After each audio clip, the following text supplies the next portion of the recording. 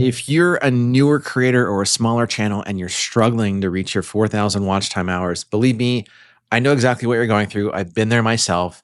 And in this video, I'm going to share 2 strategies that you can start using straight away for your channel to increase the chances of your viewers watching multiple videos on your channel, which is going to increase that session duration that we all know the YouTube algorithm loves.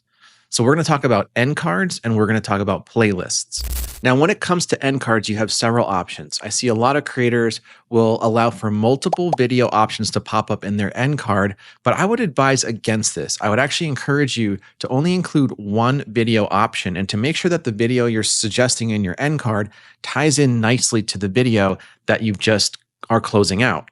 So let me show you a bad example of how not to close out a video with your end card. We're going to use one of my videos as an example. Now, with right around a minute left in my video, I start my outro where I transition away from all of the value and demo I've been doing, and I come back to me as a talking head, and I basically say, I hope that was helpful, thanks for watching, and I ramble for a full minute before showing my end card. Okay, that was rough. I rambled for like 40 seconds before the end card even showed up.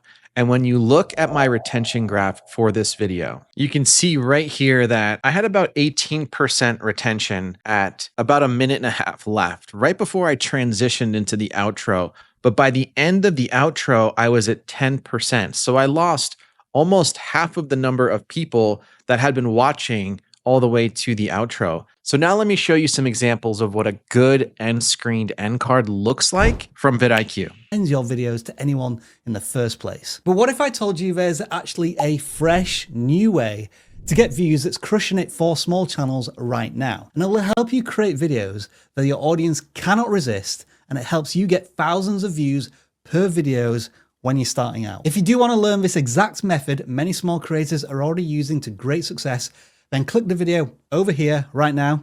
And guess what? I hosted it, so I'll see you over there.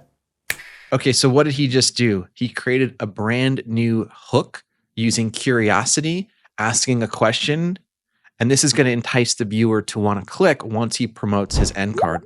And here's another example from Trevor Jones, who does really good CapCut tutorials. Drop it right here when she shows up, and maybe take the levels down a little bit so it's not too obnoxious, and test it, and got this. Yeah, that kind of works. In a second, I'll show you the final masterpiece. We've covered keyframing a little bit here. If you want to get a really strong handle on it, you want to watch this keyframing video right here as soon as I show you.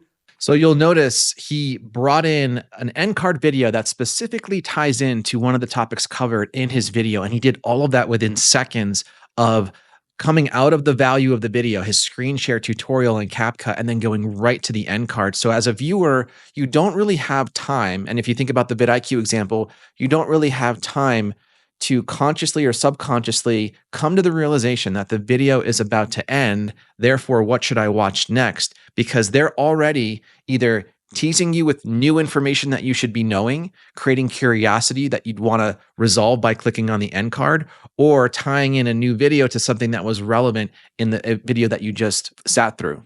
Now, on my channel, here's an example of what I think is maybe an effective use of the end card, the way I framed it up, and how I didn't really lose really many viewers as I was doing the outro of the video. Let's take a look. Hits the notify me, they're going to get a notification from YouTube 30 minutes prior and also a minute prior before the premiere starts. All right, so now that you know everything there is to know about premieres, it's time to go test it out. But before doing so, make sure you watch this video up here to learn everything about the monetization benefits that come with hosting a premiere. And you'll notice from the retention graph here, I really didn't lose any viewers in those final 10 seconds of the video. And that's ultimately what you want to aim for. Now, one other thing you can do as well in your end card, if you don't want to link out to another relevant video, you can actually link out to a playlist. And this will be a great way of keeping people to watch more of your videos in sequence from one of your playlists. Now, speaking of playlists, this leads us nicely into strategy number 2. So I'm going to show you some examples of other creators on YouTube who are doing a really good job with their playlists. So let's take a look at Roberto Blake. We're on his homepage, on his channel. And as you scroll down, you'll notice he is straight away starting with playlists on his home tab in his channel page. So as you scroll down, you'll see he's got new here, start with this playlist, a 2025 YouTube videos and live streams. Start here to grow on YouTube. Start here to build your content strategy. And you'll notice too, I think he's intentional about the way his thumbnails show up with his playlists, because you'll notice a lot of similarities in terms of color scheme and thumbnail design. Jade Beeson, also another really great creator, who on her homepage has initially at the top a For You section, which is what the algorithm might recommend based on your preferences, and then a section for popular videos. But then beneath that, she starts to include all of her playlists below. So she has an influencer, content creator tips, YouTube tips, Instagram tips, entrepreneur tips, so on and so forth. Now, if you need some instruction on how to make your playlist show up in the home tab of your channel page, simply come into Customize Channel and then click on Home tab.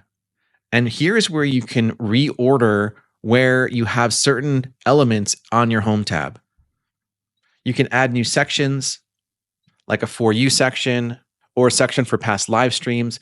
In my case, all I did was I included my popular videos. So those are the most visible to anyone coming to my homepage. And then beneath that, I started to include out single playlists. And then I've selected each playlist individually for my channel. So be sure to play around with the order to make sure your homepage looks the way you want it. Now, one thing you may not know is that you can actually create a description and a custom thumbnail for your playlists. So by default, the thumbnail that it's going to select is going to be the first video in order on the playlist, but you can actually hit this little edit button here and you can upload a custom thumbnail specifically for the playlist. Beneath that, you can add in a description of what you want people to know about that playlist. And that way, when they're on your homepage, they can see that description show up right here. Now, one more tip on playlists that you might not know. If you're like me and in the description of your videos, you include a watch next with a link to one of your videos, you might want to change the URL from the URL to your video to that of the playlist URL. And so what I mean by that is instead of just grabbing the URL for your video and using that in your description, actually go to your playlist, find the video that you want, hit the three dots on the right side, click on share, and then grab the URL for this video within the playlist. Then come into your description and include that as your watch next URL. And what will happen is if one of your viewers comes down to your description and clicks on the link for watch next, it's not just going to pull up this video. It's actually going to pull up this video within the playlist so that when this video ends, it's going to automatically autoplay the next video within your playlist, which again, all ties back to increased session duration and more watch time hours. So definitely start using that hack because you never know. It's always good to include a watch next and a video link in your descriptions, because if you have a video that does really well and it starts to blow up, you'll be surprised to know a lot of people will come to your description and click that watch next. And that's going to also increase the views and watch time for that video as well. Now, if you're curious to know how well your playlists and your end cards are performing, you can simply come into your analytics, click on See More, and then under More, you can click on Playlists.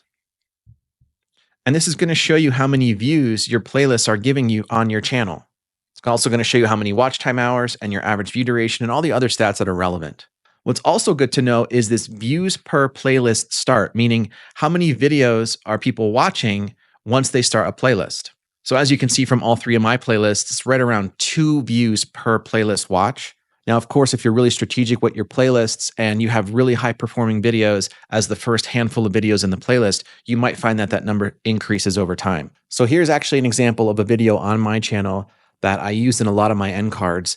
And the benefit is I've been able to get 25% additional views on this video simply from the end cards that I've used on other videos. So you can see how end cards and playlists, when used strategically, can increase your session duration and improve your watch time hours. But what if I told you that there's more to the algorithm than you probably know? Well, I would say watch the video right over here, right now, to learn the 6 simple steps to understanding the YouTube algorithm.